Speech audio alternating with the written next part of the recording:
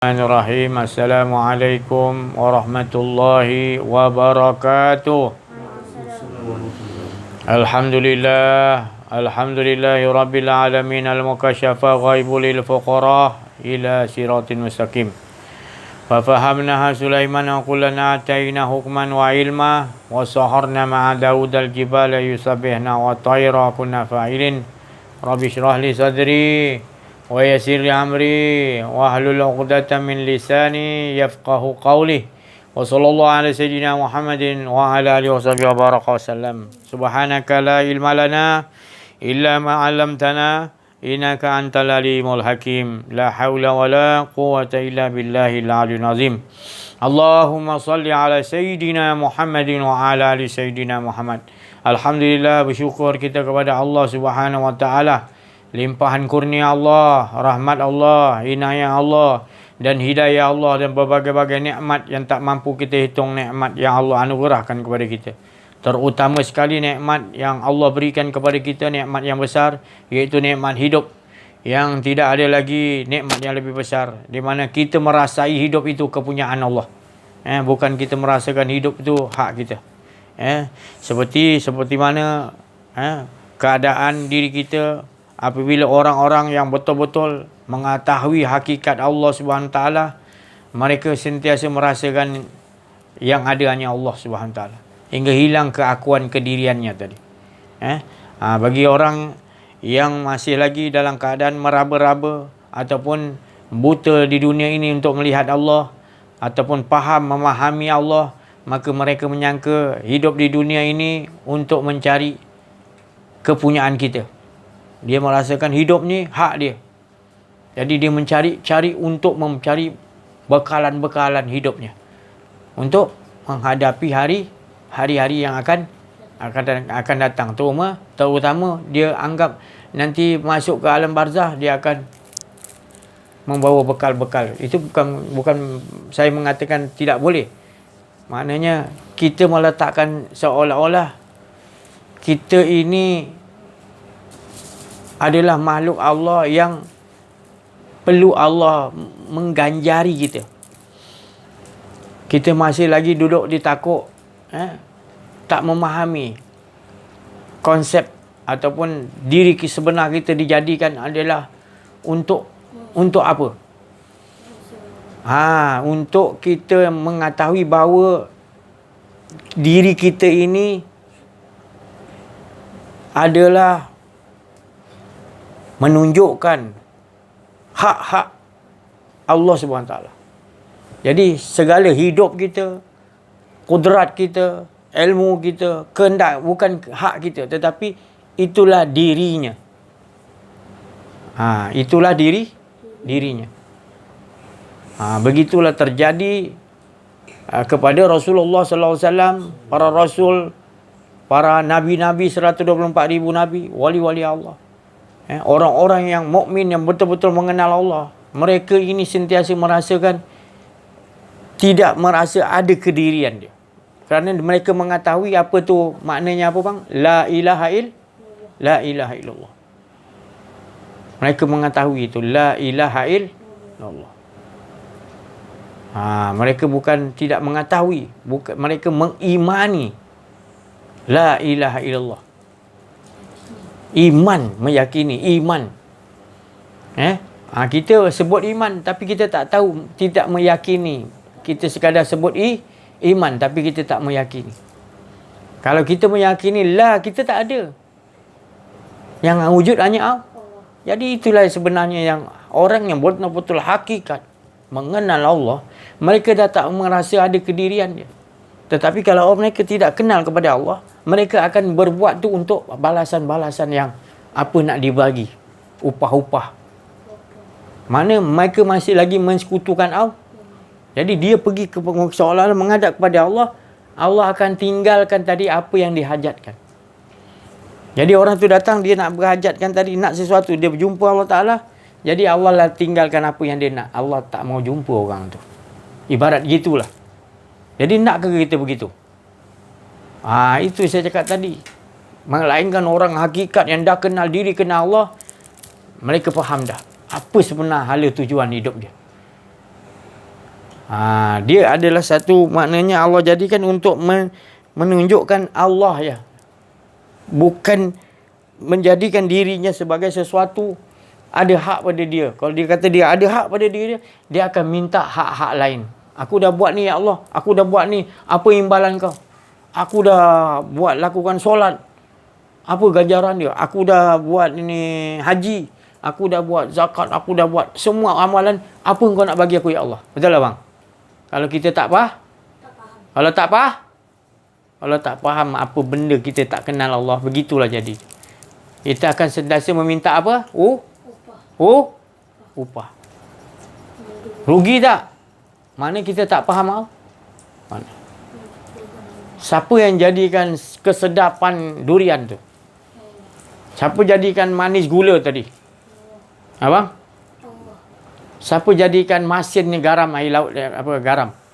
Siapa jadikan masin? Jadi, adakah kita menyembah pada masin tu? Adakah kita menyembah kepada sedapnya durian? Ataupun sedapnya nikmat-nikmat yang lain yang Allah jadikan? Ataupun siapa yang menjadikan nikmat tu? Siapa yang menjadikan nikmat tu kita nak esa? Abang, esa kan? Faham tak Majid? Jadi hidup kita ni tu, bukan hidup kita ni membesarkan, memuaskan hawa nafsu kita. Kita sembah Allah Ta'ala tapi di samping kita sembah Allah, kita nak sesuatu yang ada pada Allah. Masih ada kedirian. Tapi kalau kita betul-betul sembah pada Allah, kita dah tak ada. Kita menunjukkan sebenarnya kita dah tak ada, dialah menyembah diri dia. Solat tu tadi, dialah menyembah diri dia. Puji sebenarnya kita puji, Alhamdulillah, sebenarnya dialah memuji diri dia. Sungguh pun tak ada kalam memuji, dia sentiasa memuji diri dia dalam alam ahadah. Belum ada apa-apa waktu tu, dia cukup dia. Dan dia bertajali kan tetap juga menunjukkan diri dia. Bukan ada yang banyak. Tetap juga dia jadikan banyak menunjukkan dirinya. Esa satu. Faham tak bang? Ya, itu maknanya la ilaha kul huwallahu ahad. Ahad tu maknanya tiada yang lain lagi. Di sisi, di samping, di dekat ke tak ada. Semuanya dah lenyap. Sebelum ni pun memang semua tu tak ada. Sebelum semua ni ada, Allah yang ada. Jadi cukup dia mengesakan diri dia, dia memuji diri dia, dia mengagungkan diri dia tanpa dia perlu menzahirkan apa. Jadi kalau dia nak zahirkan tu tadi untuk bukan nak menyatakan dirinya, sebenarnya kalau dia tak zahirkan semua pun dia tak perlu. Cuma kita nak tahu bahawasanya apa saja yang dia nyatakan sebenarnya diri tetap tunggal, esa. Cuma kita je yang bila tak kurang faham ataupun kita tak mengaji mengenal diri, mengenal Allah ni tadi, kita tetap nampak banyak. Kita nampak ni. Jadi kita jadi hidup kita celaru. Sebab semua yang Allah jadikan sekian alam ni kan dah bagi tahu untuk menyatakan siapa? Allah yang esa. Tak ada dua. Faham Haji? Faham bang? Jadi macam mana kita nak bawa dalam kehidupan kita? Ini bukan maknanya ini kan siapa dapat ni apa cakap dia untung. Tak apa, kamu dengar je dulu. Nanti satu hari nanti bila Allah bagi hidayah pada kamu, anak-anak abah, pasti nanti kamu akan tahu betapa beruntungnya kamu dah dengar berita-berita ni. Sekarang ni kamu macam nak dengar ke tak nak dengar ke macam tak ada, tak apa. Yang penting kamu dengar, simpan aja dulu. Kamu tak faham pun nanti tak apa. Kalau faham lagi baguslah. Tapi janganlah maknanya kita anggap benda ni sesuatu yang murah. Ini benda yang sangat berharga. Dunia seisinya pun tak dapat nak dibandingkan dengan bila kita dapat hak Allah Ta'ala. Bila kita dapat faham Allah Ta'ala ni, ya Allah, tak ada nikmat yang lebih besar lagi. Wa amma bi ni'mati rabb, nikmatnya dengan Allah Ta'ala ni tak mampu nak kita sampai nak kerja kita nak sampaikan ni, biar orang tahu pula macam mana kita dapat nikmat tenggelam hingga tak ada diri kita merasakan Allah je. Gitulah Rasulullah SAW bila dia Isra' Mi'raj, tenggelam dengan Allah, lebur. Mula-mula dapat lihat Allah. Bila lihat Allah, rupanya dia bukan melihat Allah dengan penglihatan dia, tetapi dengan penglihatan Allah. Rupanya satu. Esa. Tak ada dua dah waktu tu. Itu sebenar-benar memahami, tenggelam, lebur Muhammad tu dalam kebakaran Allah. Baru dirasakan tadi. Setiap nak terkelip mata kita, sebenarnya Allah yang suruh terkelip, kehendak Allah. Nak bercakap apa pun, sepatah perkataan, apa pun nak bernafas, turun naik, semuanya kita rasakan dialah yang menggerakkan jantung kita naik, turun dan naik, nafas kita turun dan naik. Kita rasakan gitu sampai tahapan gitu. Dan kita nampak sekeliling kita, kipas, semua kita nampak sekali pandang, semuanya hak Allah Ta'ala yang menggerakkan. Tak nampak lagi yang lain lagi. Nikmat tak? Yang kita rolahkan dalam kehidupan. Bersungguh-sungguhlah. Yang berada di dalam diri kita ni, yang Rasulullah kata segumpal daging tu, kenallah dalam tu tadi betul-betul. Bila dah kenal, pelihara betul-betul. Maknanya kita minta pada Allah supaya kita tetap kukuh, dipelihara oleh Allah untuk sentiasa merasakan yang ada hanya keesaan dia. Itulah tadi. Keberuntung, nikmat yang paling besar yang tak ada pahit, Rasulullah SAW kata. Kita tengok Nabi Sulaiman alaihissalam. Bukan Nabi, tengok cerita Firamli tu, Sulaiman akhlakan tu. Bukan Sulaiman tu, ni Nabi Sulaiman. Siapa pernah dengar cerita Nabi Sulaiman? Dia boleh bercakap dengan binatang kan? Abang Majid? Majid dengar? Ada pernah dengar? Kisah Nabi Sulaiman tak pernah dengar? Dalam Quran Majid baca selalu.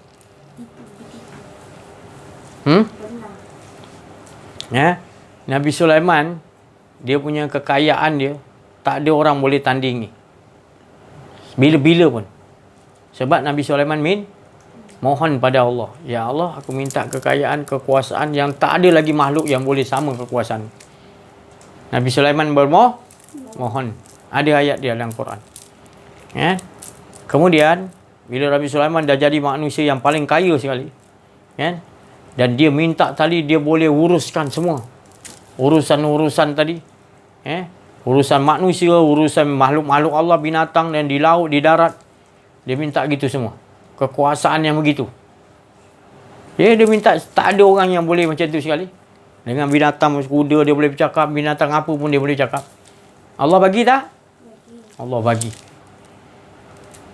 Bila Allah bagi, satu hari tu dia nak mohon pada Allah.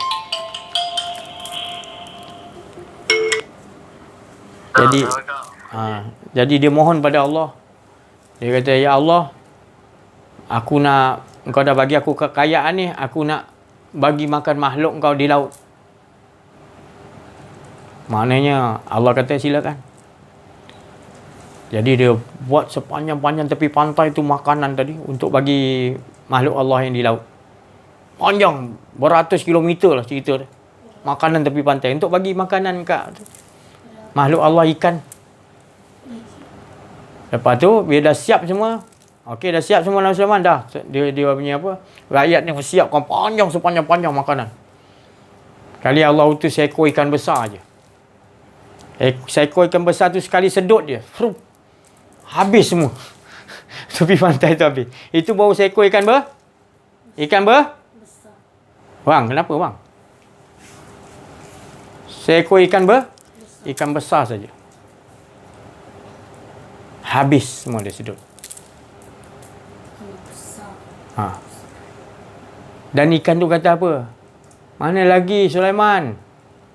Kau kata minta pada Allah nak bagi aku makan. Allah Ta'ala kata dengan aku, hari ni rezeki kau ikan Nabi Sulaiman nak bagi. Ini tak cukup. Biasanya 10 kali ganda ni Allah bagi. Mana lagi? Nabi Sulaiman dengar macam tu. Dan ada lagi ikan yang lebih besar pada aku. Dia kata dengan Nabi Sulaiman. Nabi Sulaiman kan tahu cakap bahasa apa ikannya. Ada yang lagi besar pada aku. Ada lagi besar pada aku. Ini biasa aku hari-hari Allah bagi 10 kali ganda yang aku sekali sedut ni. Nabi Sulaiman lembik dah. Ya Allah. Macam ni sekali ya Allah. Baru makhluk engkau satu ekor ni saja, itu pun tak cukup. Dia kata 10 kali engkau bagi hari-hari. Aku macam ni dah tercungap dah. Sepanjang pantai tu aku bagi makan. Rupanya sekali dia sedut dia. Itu pun tak cukup. Allah bagi 10 kali ganda satu hari. Lemah tak dengar Nabi Sulaiman? Lemah dia. Ya Allah, eloklah aku jadi hamba engkau. Yelah ya Allah, aku tak naklah memegang jawatan boleh memerintah apa, boleh bagi makan makhluk engkau gini-gini. Aku tak nak, tak mampu aku ya Allah. Engkau aja berkuasa ya Allah. Ambillah balik ya Allah. Jadi aku punya doa tu aku minta engkau tarik balik ya Allah. Tu. Minta pada Allah tarik balik. Jadi hamba biasa macam kita. Kerana kita tak mampu nak nguruskan. Ikan seekor besar tu pun kita rasa kekayaan kita tak boleh makan. Rupanya itu baru sekali. Dia kata 10 kali ganda ni aku satu hari Allah bagi. Nampak lemahnya kita kan? Lemah Nabi Sulaiman bila duduk makam tu dia lemah. Ya Allah, engkau berkuasa ya Allah membagi makhluk engkau makan minum ya Allah. Rezeki yang ya Allah hebat. Baru dia terasa jadi hamba tu lebih baik.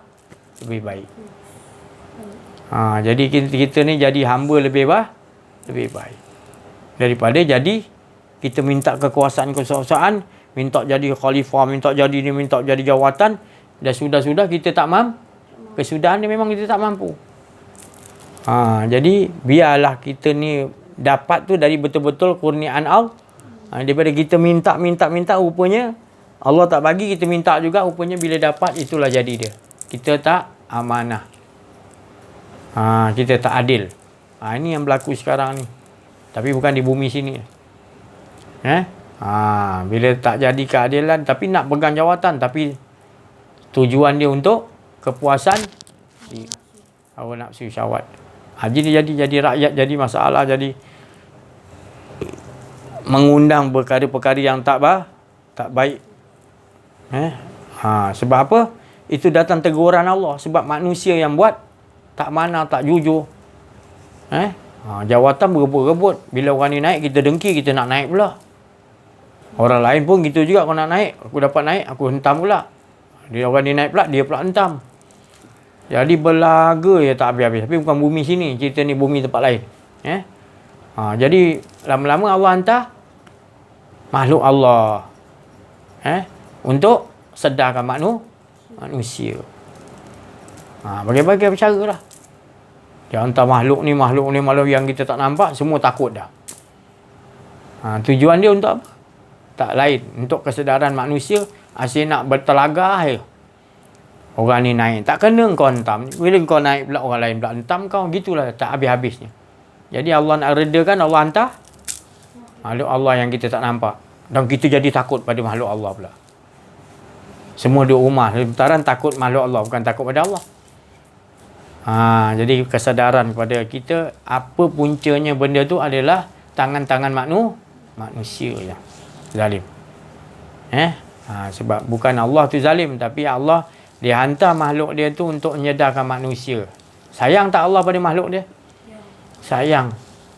Allah sayang pada kita. Kita nampak macam terseksa lah. Kena kurung sana, kena kurung sini, nak kerja tak boleh tu. Kita rasa terseksa. Padahal sebenarnya kalau kita duduk hakikat, kita betul-betul kenal diri, kenal Allah, sebenarnya ini satu teguran kasih sayang Allah. Untuk biar kehadapan ni kita hadapi dengan kesabaran dan ketenangan. Kesabaran dan ketenangan dengan Allah. Sebab ke depan kita nanti akan bertambah sulit. Sebab Allah nak train kita untuk biar nanti sampai tahapan penghujung kita mati dalam biar husnul matian baik. Jadi kita tak tahu, kita ingat seksa tu rupanya dia kurung, dia seksa. Dia bukan dia seksa, dia nak maknanya selamatkan kita. Dia suruh kita banyakkan khalwat, banyakkan. Tapi kalau kita tak faham juga, kita tetap juga nak rasa macam nak mempertikaikan, nak apa. Maknanya kita tak nampak ini semua adalah semuanya kelakuan-kelakuan takbiran Allah. Siapa yang betul-betul kenal diri, kenal Allah, untunglah dia ambil iktibar yang bagus, positif. Dia nampak baik aja, dia tak nampak buruk. Jadi kita tengok kehidupan kita ni adalah kehidupan yang kalau kita betul-betul kenal diri, kenal Allah, di mana pun, di abad apa pun, di zaman apa pun kita, di zaman Adam ke, di zaman apa Nabi apa pun, dan di akhir zaman pun tetap kita tenang dengan Allah, tak kira zaman apa pun. Sebab Allah tu dulu dan sekarang bila-bila pun sama juga. Engkau buat baik, kau buat tak baik, tetap sama. Yang mustahak tadi adalah engkau sentiasa kenal tak Tuhan kau. Kenal tak diri kau, kenal tak Tuhan kau. Kalau kau kenal diri kau, kenal Tuhan kau, engkau selamatlah hidup di zaman tu. Senang aja. Tapi kalau engkau tak kenal diri, tak kenal Allah, hidup kau sendiri pun kau tak mau kenal siapa yang bagi kau hidup, masalah lah. Walaupun kau hidup zaman aman, tapi tetap engkau tu diazab. Walau keliling kau dapat selamat, tetap engkau tak selamat. Sebab kau tak kenal diri, tak kenal Allah. Kau tetap juga kau menyeksa diri kau, menzalimi diri kau sendiri. Tapi kalau sekeliling kau semua rosak, akhir zaman kata hancur semua orang dah jadi makhluk zombie, dah jadi kena rasuk dah. Tapi engkau tetap kenal diri, kenal Allah, selamat tak? Tetap berada dalam keamanan Allah. Bersedia kita. Sebab kita dah tahu tempat duduk kita. Bila kita kenal diri, kenal Allah, kita tahu tempat duduk kita adalah di sisi Allah. Mati semua akan mati. Cara macam-macam cara, tu tak usah risaulah. Yang penting kita sentiasa dengan Allah, merasakan Allah. Macam mana kita nak teguhkan pada kita ke hadapan ni, kita nak teguhkan benda tu. Sentiasa berada irji'i ila rabbi. Sentiasa berada di situ. Baru kita akan dapat keamanan Allah, mendapat duduk dalam benteng Allah. Jadi seru Allah Subhanahu Wa Taala. Seru tu biar sampai tak ada diri kita. Dialah menyeru diri dia. Dialah yang mengesakan diri dia sampai ketiadaan keakuan diri kita. Faham tak? Macam mana kita nak olahkan?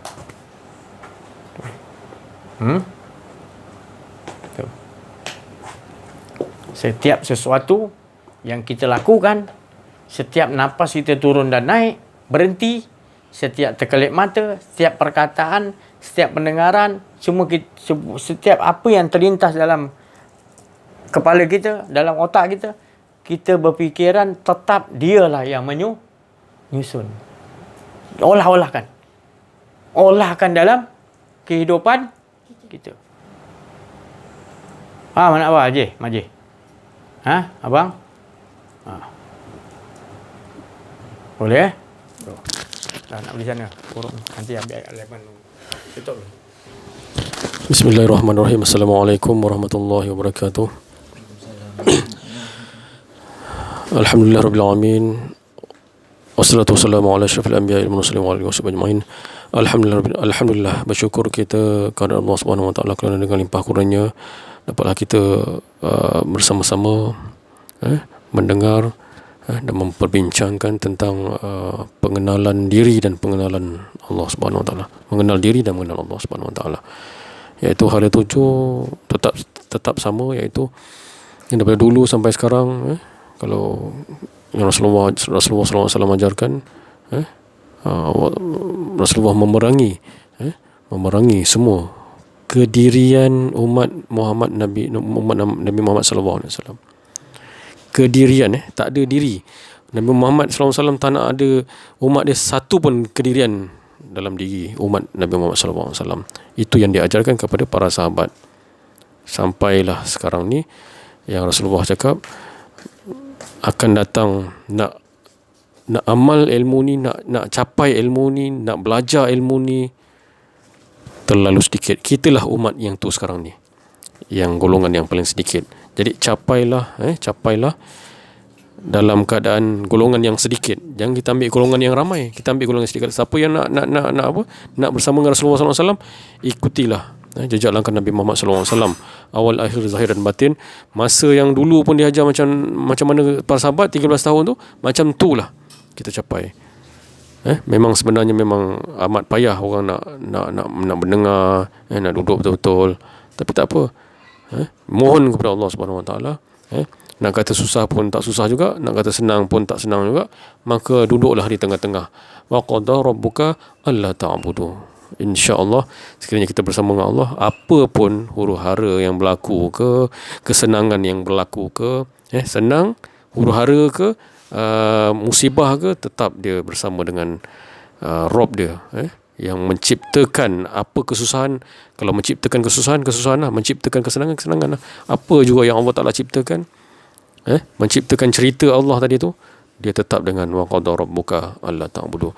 InsyaAllah kita sama-sama kita mendoakan agar kita tetap teguh. Kita ni memang tak mampu, tapi yang sebenarnya yang ke depan tu sebenarnya Allah Subhanahu Wa Taala. Yang berbuat hanyalah Allah, yang ada hanya Allah. Sekian daripada saya. Wabillahi taufiq wal hidayah. Wassalamualaikum warahmatullahi wabarakatuh. La haula wala quwwata illa billahil aliyyil azim.